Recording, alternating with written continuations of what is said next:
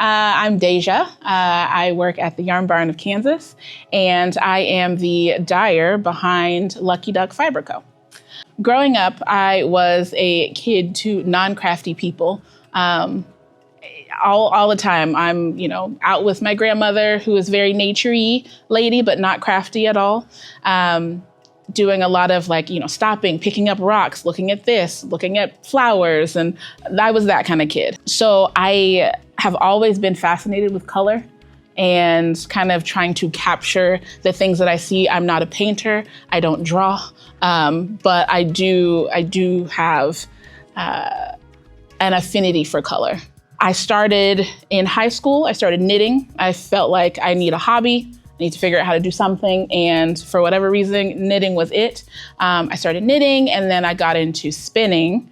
And then from there, spinning went to dyeing with Kool-Aid packets in my dorm room in the microwave, and then figuring out how I can do more. So once I moved out of the dorms, I started dyeing on the stovetop.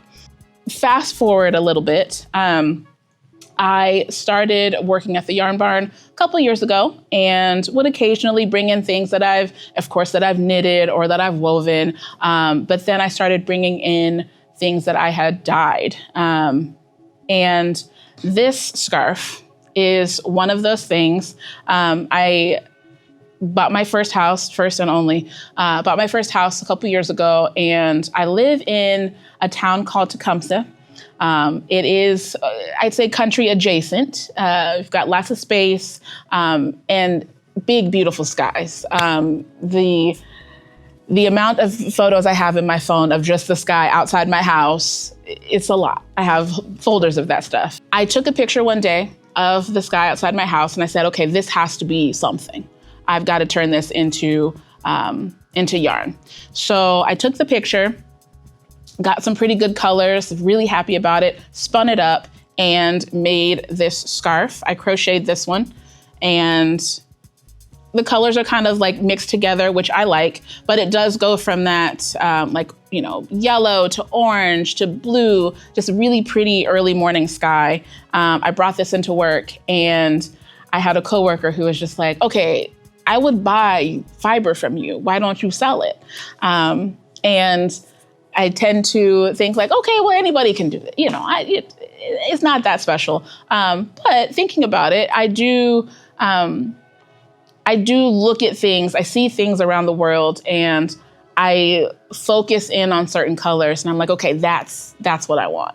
So I said, all right, let's give it a try. So I decided to go with my favorite fiber base, which is BFL, or Blue Faced Leicester. It's an English wool. It's not silky soft. It's not very coarse either. It's kind of in the middle, a nice sweet spot for me.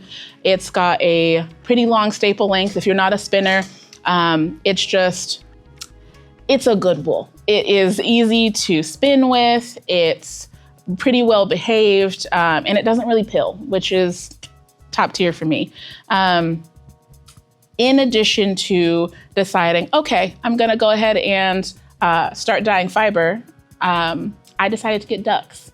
So last year, I got 5 ducks sent to me in the mail, 5 little ducklings. I picked them up, and because I am who I am, I could not get regular, run-of-the-mill ducks, which are still beautiful, but I had to get some showy ducks. So I got 2 cayuga ducks, which are they are black with iridescent green and purple and blue.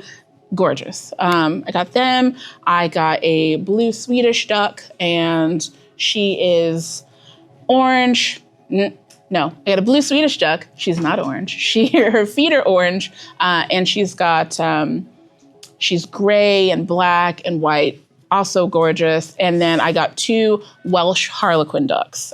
Those are probably, it's a tie for the prettiest ducks that I have, but don't tell them that.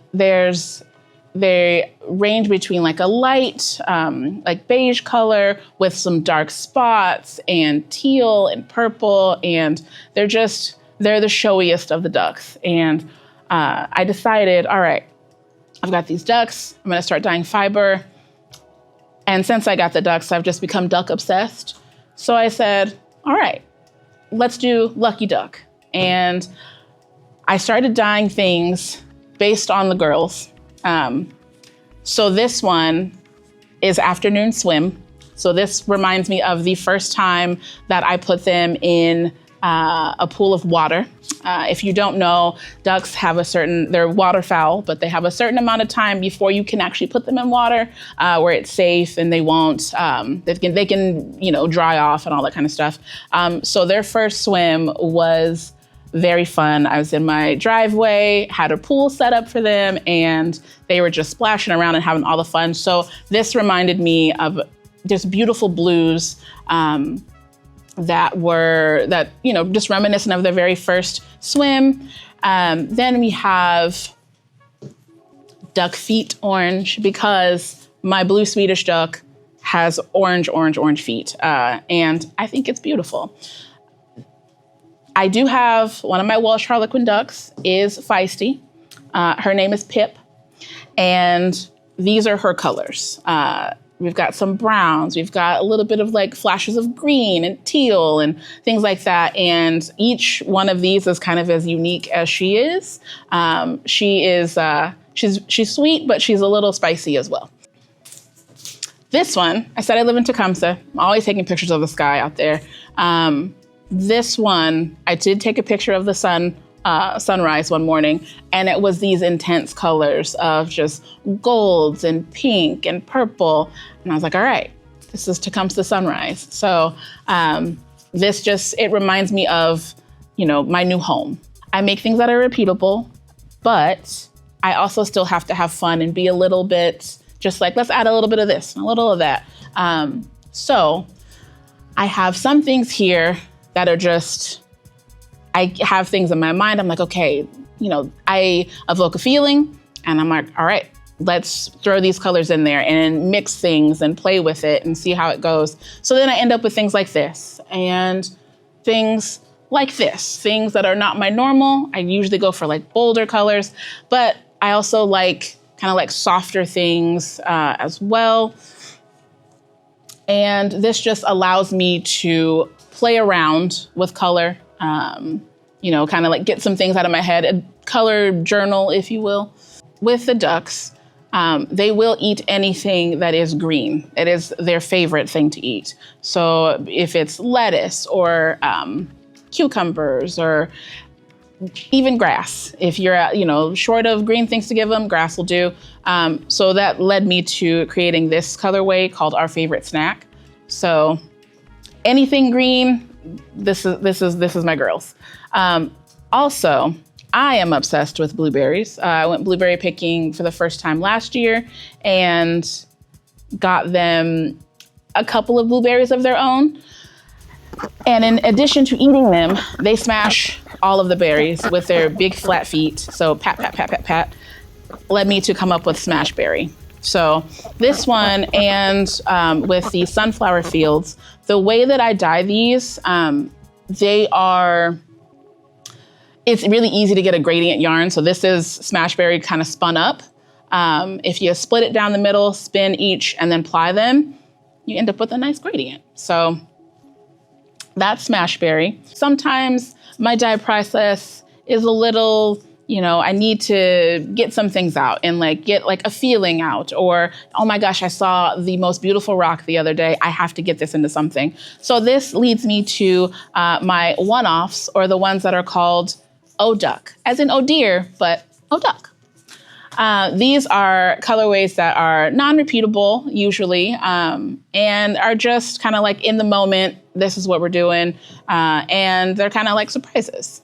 So once I decided to take on the task of dyeing my own fiber, the question is where to dye things. I do have my own house, which is good. I don't have to worry about staining things, but I do have 2 kids, 2 dogs, 2 cats, 2 snakes, and a husband, in addition to the 5 ducks. So I got a lot of stuff going around in my house.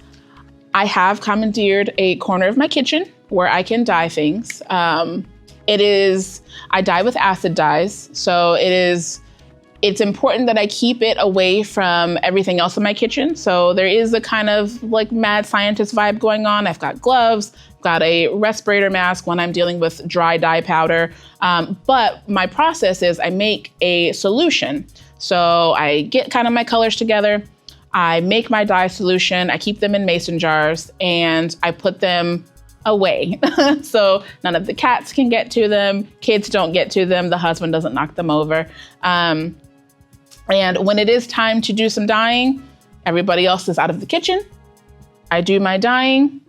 I heat set my yarn, and once it's rinsed, I dry it. So I mix up the dye solutions using just water, dye, and I put that in a mason jar.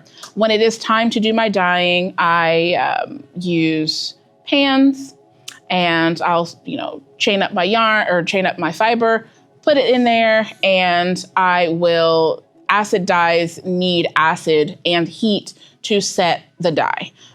So once I apply dye, I add acid and apply heat. And after processing time, all of the dye should be absorbed into the fiber. Nothing should be running or anything like that. Some of the more intense colors, it is just part of it. They just benefit from a cool water rinse, but everything is perfectly safe. Each braid of Lucky Duck fiber is 4 ounces. So that's one braid should be enough for if you're crocheting or knitting. It's plenty for a hat. It's great for a shawl.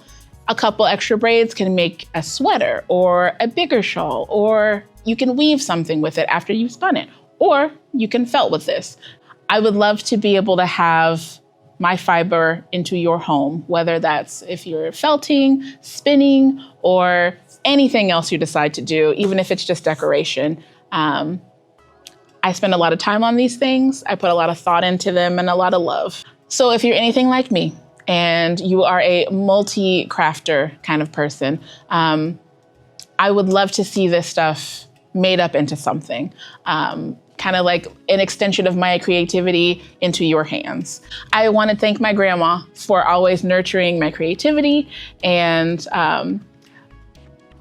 believing in me and, giving me opportunities to be creative and to enjoy nature. You can find Lucky Duck BFL fiber at the Yarn Barn. It's available in-store and online. If you have any other questions about my dye process or about the ducks, let me know. I'm always here at the Yarn Barn, almost always. I'm off 2 days a week, but give us a call, give me a call, and thank you for watching, and do something creative.